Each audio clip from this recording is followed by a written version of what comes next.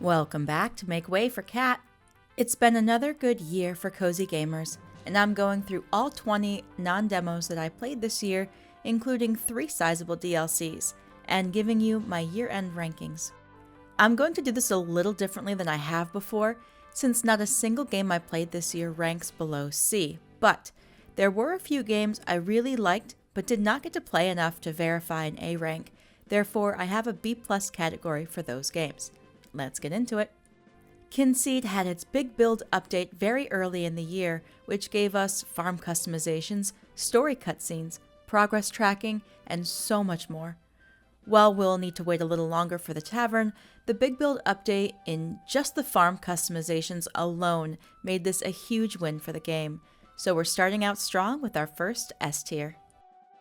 Echoes of the Plum Grove is a farming sim with heavy survival mechanics, not just for you, but everyone in the town. This is one I hope to revisit in 2025 because I adore the game mechanics and the world. Like Kinseed, you take up the mantle as your child when you die, but the pacing of this is so much quicker.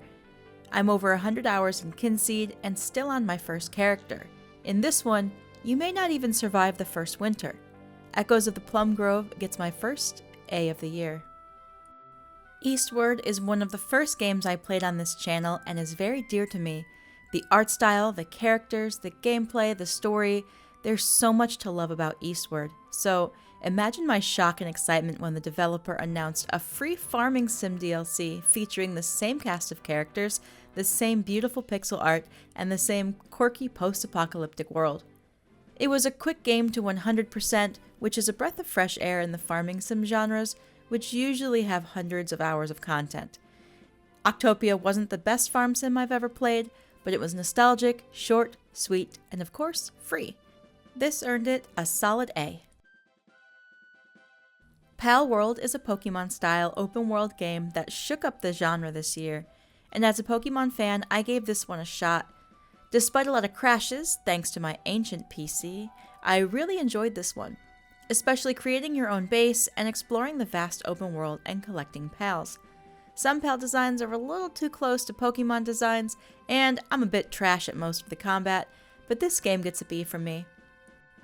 Bandle Tale's sewing-style crafting sim set it apart from the others, and of course, the AAA dev Riot at its back with beloved League of Legends characters made it a promising title. The quests were fun, the crafting was a little confusing but still satisfying, but where it fell apart for me was the whole party mechanic. I didn't find it enjoyable, and I eventually fell off the game within the second chapter, so unfortunately, it's my first rank C. Botney Manor is the kind of game I look forward to the most, growing plants around puzzle mechanics, a solid story, and a finishable number of play hours, like under 10. I have no complaints and I enjoyed it so much, so it deserves its S rank. Sunhaven had a huge update this year with the Underwater Zone, featuring a brand new area, main town, romanceable characters, quests, story, and of course the addition of children. It seems every update Sunhaven gives us is strong for a game I already consider S tier, and the fact that these updates are free. This update was enough content to include in the list, and while fun, still doesn't hold a candle to the other zones, so A-worthy for sure. Goo Town is a city builder and management game, and despite not really enjoying this genre of games too often, I was absolutely addicted to this game. It was on the short side, which isn't necessarily a bad thing for me, but this game is still technically in early access. As it stands now, it's a solid A for me and worth following because I foresee this as an S tier game in the full release's future. Balladins is a beautifully distilled Dungeons & Dragons campaign in game form. While I really enjoyed the game, I have to give it a B because you need to play it with other people in order to experience it correctly and have a chance at completing it. Ever After Falls is a farming sim with dungeon crawling mechanics, and it's the first game on my list that hits the B+ category. It's on my list to revisit in 2025 and see how far we can get. Plus, the multiplayer with Kotzy was so much fun. I did not give this game the amount of time it deserves. Traveler's Rest is a mainstay on my channel, and it's no secret that I love this game, despite it being in early access. This year, we saw one of the biggest patches in the game, the City and Story update. It changed the game fundamentally for the better, and for that, we've got to give it an S. Particular is more of a town management game than a farming sim where you manage the ecosystem of a certain domain. While the terraforming and puzzling out getting new creatures were fun, it started to feel like a chore, with cleaning up attacks and waiting for money to build up. It's just not my style of game, so I'm giving it a C. Critter Cove is basically post-apocalyptic Animal Crossing. It's still in early access and another game I did not give enough attention to, but I enjoyed what I did play, so it's another B+ tier. Farlands is a space-themed farming sim where, to save your galaxy from a greedy corporation, you need to catalog the planets into a protection program. While the gameplay mechanics are fun, with collecting the different flora and fauna, the game is in early access and there's a distinct lack of content and planets to visit. B. Fields of Mystera is the gold standard example of how to do early access correctly. Until you run out of story quests, you'd basically never know you were playing an early build. Between the nostalgic character art, the beautiful pixel graphics, and the gameplay mechanics, this game earns its S tier. I can't wait for the full release of this game.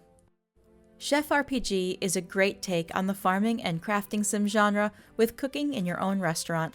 The restaurant mechanics are well thought out and solid, the characters are unique, the gameplay loop is addicting.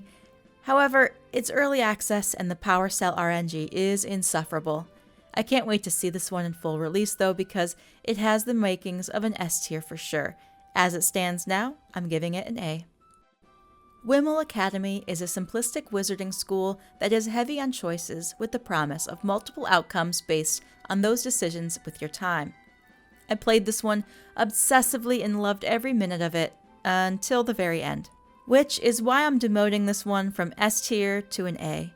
The game is in early access, and really the only thing not finished is the endings. They were nondescript and didn't really change based on decisions, more so based on milestones. Despite pouring all my energy into studying medicine and my relationship with Theodore, neither of those things were present in my ending, and we didn't find out the futures of any of the important NPCs we met along the way. Solid game. Everol is another pixel art farming sim on this list, which is my favorite genre of games. Even better, this game has an overwhelming mystery and some creepy things happening that take it up a tier for me. While I did feel a bit bored with the dungeon delving, I know the crux of this game is in relationship building and discovering the NPC's story, and I still really want to find out what happened to her sister, so this is a B+ game with plans to revisit more in 2025. Luma Island is a crafting sim with lots of exploration. In my first foray into the game, I could see this as a Game of the Year contender, until I unlocked the second area and was immediately hit with Fae Farm vibes. I'm not a fan of repeating content when it's trying to disguise itself with new names like forest items versus deep forest items versus jungle items. I hope that makes sense. The exploration alone keeps this one above the B tier, so I'm giving it a B+ rank. On Your Tail is an adorable detective sim set in Italy. The detective mechanics take a little getting used to, but I really enjoyed this one. However, my ancient PC did not enjoy it and crashed multiple times. I won't hold that against this game, however because I was playing a review build and not the final, I'd love to return to it, so it'll get a B+ from me. And there you have it. My ranks for the 20 games I played in 2024. If I had to pick a game of the year, it would be Fields of Mystera. Let me know your thoughts on the games I listed, and does your ranking of them look different from mine? Let me know in the comments below. Happy New Year, everyone, and I can't wait to see what games 2025 has in store for us. Thank you so much for watching, and I will see you in the next one.